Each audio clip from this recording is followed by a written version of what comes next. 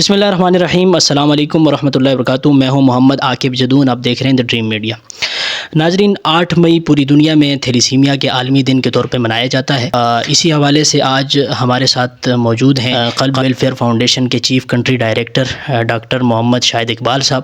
ان سے بات کریں گے تھیلیسیمیا کے حوالے سے، ان سے کچھ جاننے کی کوشش کریں گے۔ سب سے پہلے تو آپ کا بہت بہت شکریہ، آپ نے ہمیں وقت دیا۔ ہمارے ناظرین کو تھوڑا سا بتائیے کہ تھیلیسیمیا کیا ہے۔ بسم اللہ الرحمن الرحیم، بہت شکریہ۔ تھیلیسیمیا بنیادی طور پر ایک موروثی اور جینیاتی بیماری ہے جو کہ والدین سے اولاد کے اندر منتقل ہوتی ہے، ان والدین سے جن کے اندر اس کا جراثیم پایا جاتا ہے، اور اس بیماری کے شکار جو بچے ہوتے ہیں ان کے جسم کے اندر بنیادی طور پر جو خون کے سرخ خلیے ہوتے ہیں وہ نہیں بن رہا۔ اس بیماری کے حوالے سے یہ ہے کہ اس بیماری کو ہم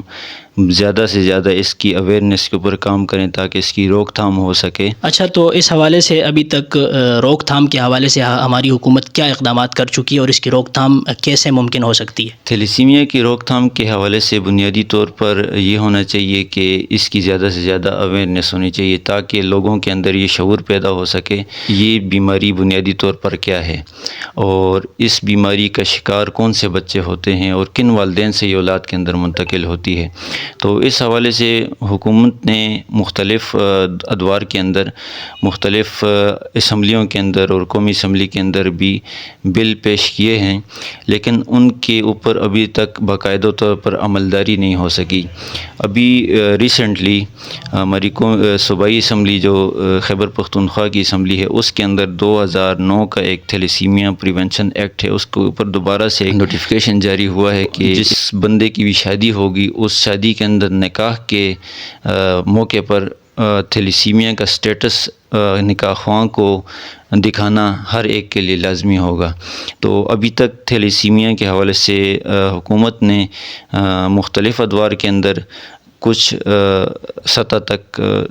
بل پیش کیے ہیں، لیکن ان پر ابھی تک باقاعدہ طور پر عملداری نہیں ہو سکی، اور اس کی وجہ یہ ہے کہ یہ ایسا کام ہے جس میں حکومت اور عوام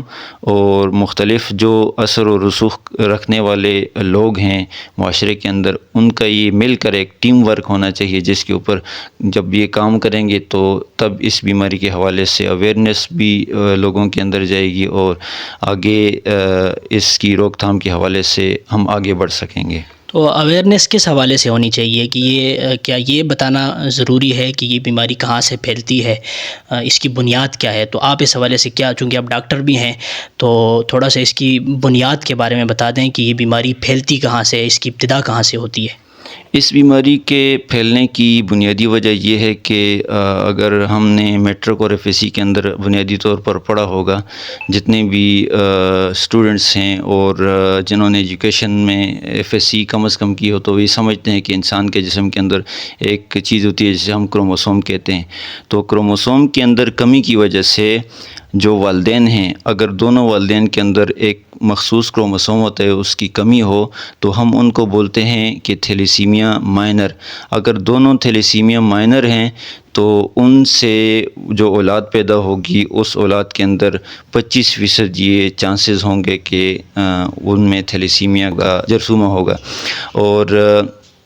اسی طرح پھر آگے وہ نسل در نسل یا مائنر کے طور پہ یا پھر میجر کے طور پہ وہ آگے بڑھتی جائے گی۔ تو اویئرنیس اس بات کی ہونی چاہیے کہ ہر بندہ، چاہے اس کے اندر اس بیماری کی علامات ہیں یا نہیں ہیں، چاہے وہ اس کو کوئی مسئلہ ہے یا نہیں، لیکن وہ ایک بنیادی اور آسان سا جو ٹیسٹ ہے وہ کروا کر کسی بھی ڈاکٹر کو یا ہیماٹالوجسٹ کو دکھا کر وہ یہ کنفرم کر سکتا ہے کہ آیا میرے جسم کے اندر تھیلیسیمیا کے جراثیم تو نہیں ہیں۔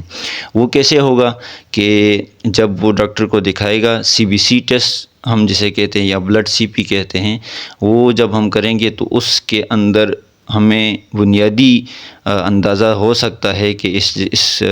بندے کے جسم کے اندر تھیلیسیمیا کے جراثیم آیا ہے یا نہیں۔ پھر اس کی کنفرمیشن کے لیے مختلف آگے اور ٹیسٹ ہیں، لیکن اس عام سے ٹیسٹ سے اتنا اندازہ ہو سکتا ہے کہ اس ٹیسٹ کے ذریعے ہمیں بنیاد پتہ لگ سکتی ہے کہ آیا اس کے جسم کے اندر تھیلیسیمیا کے جراثیم ہیں یا نہیں. اگر اس کے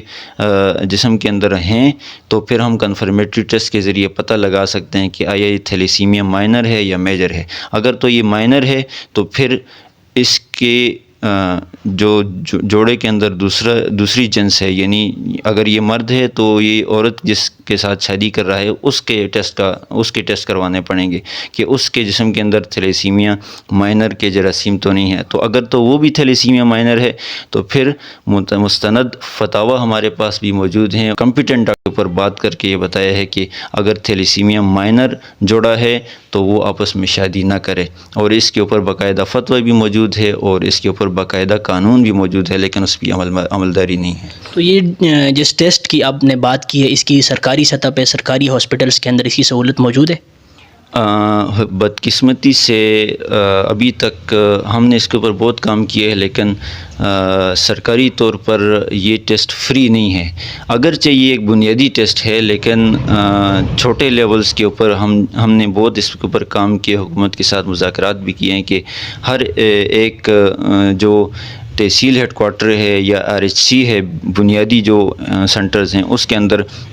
اس کی سہولت موجود ہونی چاہیے کہ یہ ٹیسٹ فری ہو، اور ایک ایسا یونٹ بھی ہونا چاہیے کہ جو یونٹ عوام کو اس حوالے سے آگاہی دے سکے، اور اس ٹیسٹ کے بعد وہ جس بندے کا ٹیسٹ ہے اس کے ساتھ یہ بات کر سکے، اس کی کونسلنگ کر سکے، اور اس کو یہ بتا سکے کہ آیا آپ جراثیم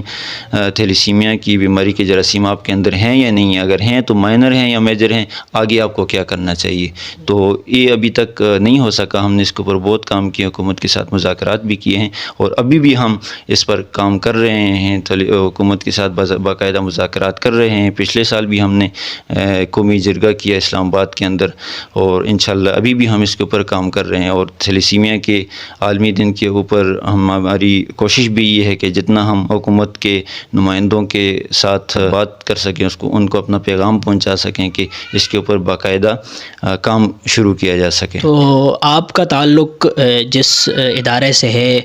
اس بارے میں بھی اس کا تھوڑا تعارف بھی ہمارے ناظرین کے سامنے رکھیے، اور تھوڑا سا یہ بتائیے کہ تھیلیسیمیا کے حوالے سے ابھی تک آپ کا ادارہ کیا کام کر چکا ہے؟ اچھا، کل ویلفیئر فاؤنڈیشن بنیادی طور پر بلڈ کے جتنے بھی مسائل ہیں، بلڈ ڈونیشن کے بلڈ اویلیبلٹی پرابلمز کے جتنے بھی مسائل ہیں، ان کے اوپر کام کر رہا ہے گزشتہ 6 سال سے. اور اس کے اوپر ہم نے اسپیشل فوکس کیا تھیلیسیمیا کی روک تھام کے حوالے سے.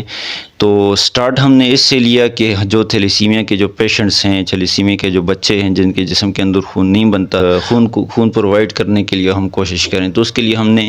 مختلف blood grouping camps, blood donation camps, اور اویئرنیس سیشنز اور اویئرنیس واکس، اور اس طرح کے مختلف اویئرنیس کے حوالے سے پروگرامات کیے، اور لوگوں کا ڈیٹا اکٹھا کیا بلڈ گروپنگ کر کے اور ایسے لوگ ہم نے پیدا کیے، ڈھونڈے اور تیار کیے کہ جو تھیلیسیمیا کے بچوں کو بر وقت خون ڈونیٹ کر سکیں، بلڈ ڈونیٹ کر سکیں.